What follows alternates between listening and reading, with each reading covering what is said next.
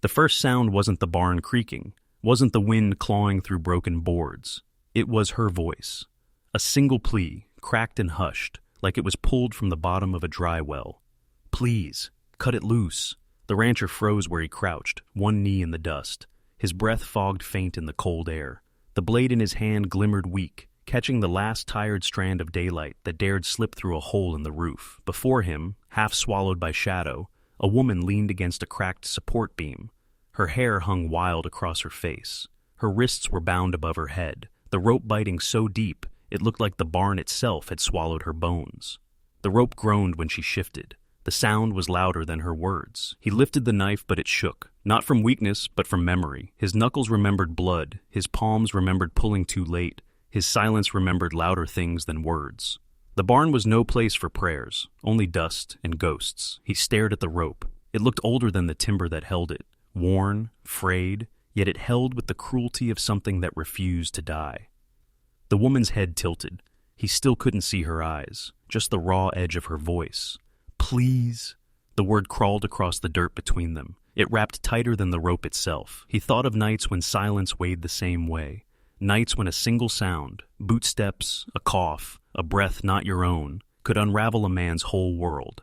His thumb pressed against the spine of the knife, cold steel against warmer skin. He reached for the rope and stopped. Because in that stillness, he heard it. Not the barn, not the woman, but something buried in himself. The faint echo of another voice, years ago, begging him for the same mercy. He hadn't cut that rope. He hadn't saved them. The memory clawed at his chest as if the barn itself leaned close. Horror, waiting to see if he'd make the same choice. The wind outside rose sharp, flinging dust through the beams. For a moment, the air looked like smoke, a burning house, long since ash. His knife pressed against the rope. The strands trembled. He could smell the hemp, dry and bitter, as if it carried all the years it had spent binding lives. A silence fell thicker than prayer, the kind of silence that could either set a soul free or damn it forever. Her head finally lifted, hair slipping to the side. He saw only one eye, hollow, sunken, too tired to fight. Yet in it lived a question sharper than his knife. "Will you cut it?" The blade did not move. His hand hung there, caught between mercy and memory. The barn swayed, beams moaning like old bones. Dust drifted through the shaft of light. The rope strained. Her wrists bled. And then, nothing. The knife hovered. The rope held. Her plea still echoed, hanging in the rafters like smoke that would never clear. The scene held its breath. The story waited. And in that waiting, everything was heavier than sound. The rope gave way with a sound too small for what it carried. A fray, a sigh, and then it fell, curling into the dust like a dead snake. Her arms dropped, slow and heavy, as if gravity had forgotten her until now. Wrists marked red, skin raw. She didn't cry, didn't stumble, didn't even look at him, just stood there, breathing. Each breath shook dust loose from the rafters. Each breath seemed like it might be her last, or her first. The rancher backed a step, knife still in hand. The edge no longer needed, but sharp all the same. His mouth opened to speak, but silence filled the barn before words could. She rubbed her wrists, slow circles, eyes fixed on the ground. No thanks, no curse, nothing. The quiet between them grew thick, like smoke that refused to rise. At last his voice came, rough as boots on gravel. "You need water?" Her head tilted.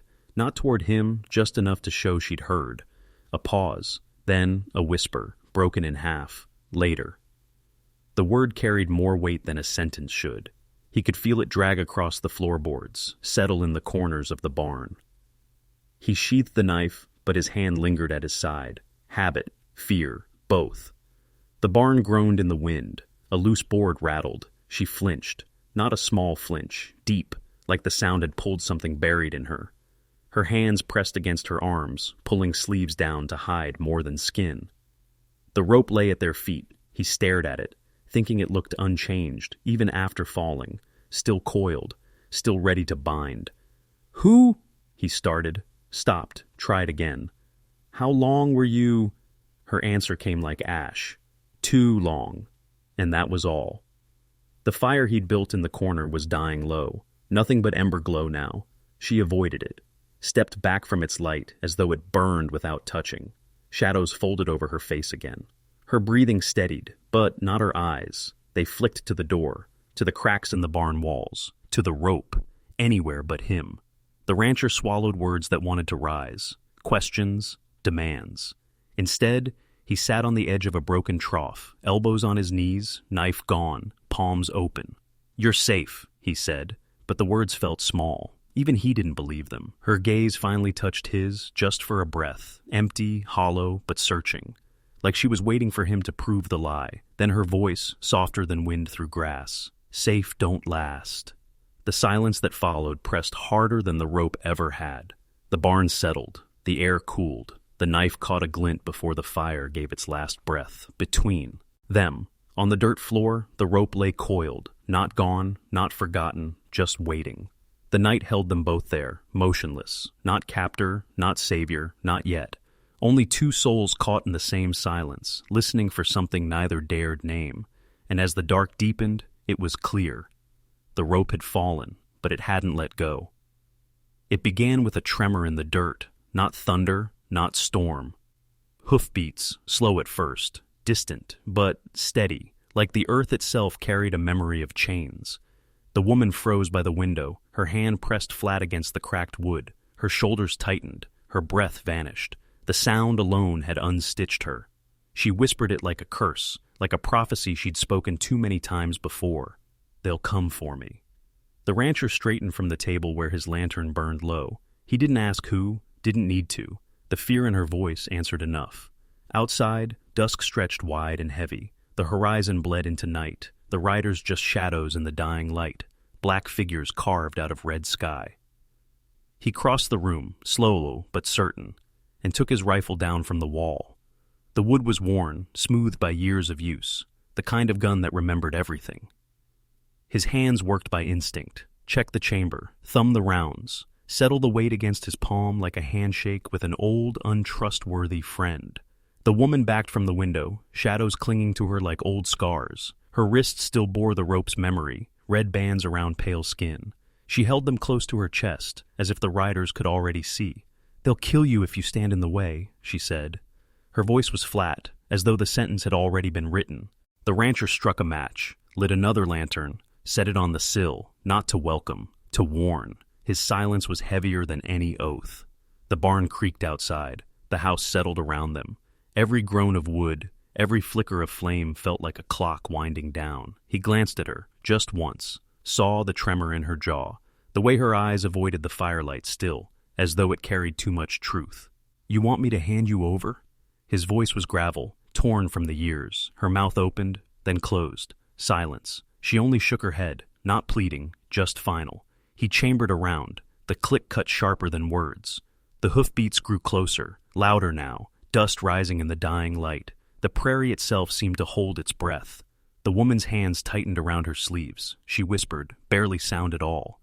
"You can't stop them." The rancher set his rifle on the table, leaned both hands on the wood. His knuckles went white. He looked at her, not at the scars, not at the fear, but straight through the silence between them. "I ain't tying you back." Her eyes lifted, wide for the first time, as if the words had shifted something heavier than chains. But outside, the riders slowed. Shadows stretched longer. The sound of metal jingled against leather, cruel and careless. The prairie turned dark. Only the lanterns inside held the night at bay. Every creak of the house was a countdown. Every breath was borrowed. The rope still lay coiled on the floor where it had fallen, its shape unchanged, waiting. The rancher didn't look at it, didn't need to. He shouldered the rifle and listened to the hoofbeats close in, heavy as judgment. The night had arrived, and it was not leaving empty. The first shot split the night wide open. Glass shattered, wood splintered. The barn shook as though it had remembered its own death. The rancher dropped low, rifle tight against his shoal. Dare. Lantern light swung wild, throwing shadows across broken beams, and the woman crouched in the corner. Her breath came hard, ragged, every exhale like she was fighting to keep her soul inside. Outside, the riders hollered, their voices carried on the wind like wolves circling a kill. Hoofbeats tore the dirt raw. Metal clanged. Another shot cracked, tearing a hole clean through the door. She flinched. Not at the bullet, but at the sound. As if each echo carried her name, the rancher steadied his rifle, fired back. The recoil slammed through him, smoke filling the air. Silence for a breath, then another volley. Lead biting wood, sparks catching dry hay. The barn began to glow, fire licking its edges. The walls moaned, timber snapping under heat and time. Through the chaos, she rose, not running, not hiding, just standing, trembling in the lantern's sick light. "They're not here for you," she said. Her voice tore, raw from years of silence. He turned, rifle still hot, sweat and smoke running down his face. Her eyes, now clear, now burning, fixed on him. "They're here for me." Another bullet screamed through the dark, shattering the trough where he'd sat hours before. Still, her words were louder. The truth poured out, jagged and unclean. "I wasn't tied to keep me in. I was tied to keep them safe." The fire spat sparks at her feet. Her sleeves slipped back, showing scars not just from rope. Deeper, older, crueler. The rancher stared, rifle lowering without meaning to. Her voice kept breaking through the gunfire, each word another wound. "I betrayed them. I betrayed everyone. And they'll burn this whole place to ash just to bury me in it." The barn crackled, flames crawling higher. Shadows of riders shifted through smoke, closing in like a storm. His chest tightened, torn between pity and something darker. The rope flashed in his mind. Not punishment, not cruelty, maybe myrrh. See, maybe the only thing holding the world together. Why didn't you say? His voice was gravel, too small for the roar around them. Her eyes filled, but no tears fell, just firelight reflecting in broken glass. "Would you have cut the rope if I had?" The silence between them swallowed the gunfire for a moment. The question hung heavier than the smoke. He looked at her, really looked, saw the weight, the ruin, the truth no bullet could kill. And then, choice. The riders burst closer, their torches glowing through cracks in the walls. The rancher raised his rifle again, but not at them. His eyes locked on her, torn between salvation and surrender. One breath, one heartbeat, one decision. The rifle roared, or the door opened, or his hand reached hers. Whatever it was, the moment split the world in two, and nothing would ever be the same again. The fire consumed the barn, shadows twisting against the blaze. Outside, the riders circled, waiting for the smoke to tell them who had lived and who had not. The truth had been spoken, and the night would never give it back. Morning came without sound. The prairie lay still, the sky pale and wide as if the night had never burned at all. But the barn was gone, only a black skeleton left standing, beams sagging, smoke curling thin into the open air. Ash drifted across the dirt, carried easy by the wind. It clung to boots, to skin, to silence. The rancher sat on the step of his porch, hat low, rifle leaning useless against the rail. His eyes were fixed on the ruins, but what he saw wasn't fire. What he saw was rope, frayed strands, a knot that never truly loosened. Behind him, the door creaked. She stepped out slow, barefoot, the hem of her dress brushed in soot. Her wrists still bore the red bands, faint now, like scars waiting to decide if they'd fade or stay. She stopped at the threshold, hand resting on the frame, not stepping forward, not turning back, just holding the doorway, like it was the last beam left standing. The wind pulled her hair across her face. She didn't move it. Her gaze followed the smoke as it thinned and vanished. He lifted his eyes toward her, only for a moment, long enough to know she was no longer bound, but not free either. Neither spoke. Words would have been too small. Her hand lingered against the wood a heartbeat longer, then slipped away. She stepped down onto the dirt. Each footfall carried ash with it. The rancher's gaze caught the ground where the rope had fallen. All that was left was a half-burnt coil, blackened but still whole, sitting among the embers. He didn't touch it, didn't bury it, just let the wind scatter pieces into the grass. She stood a few paces ahead, shoulders drawn, the horizon spilling open before her. And in that vast silence, she whispered, barely more than breath, carried off before it could settle. "It never really comes loose." The words faded into the wind, same as the smoke. He stayed on the step, hat shadowing his face. She stayed on the earth, the rope's ghost wrapped around her wrists even as the ashes fell away. The prairie stretched out endless, wide and waiting, but the air between them still carried weight. The rope was gone, yet it hung there still. Swaying in the empty barn of memory, heavy without holding, and the silence was all that remained.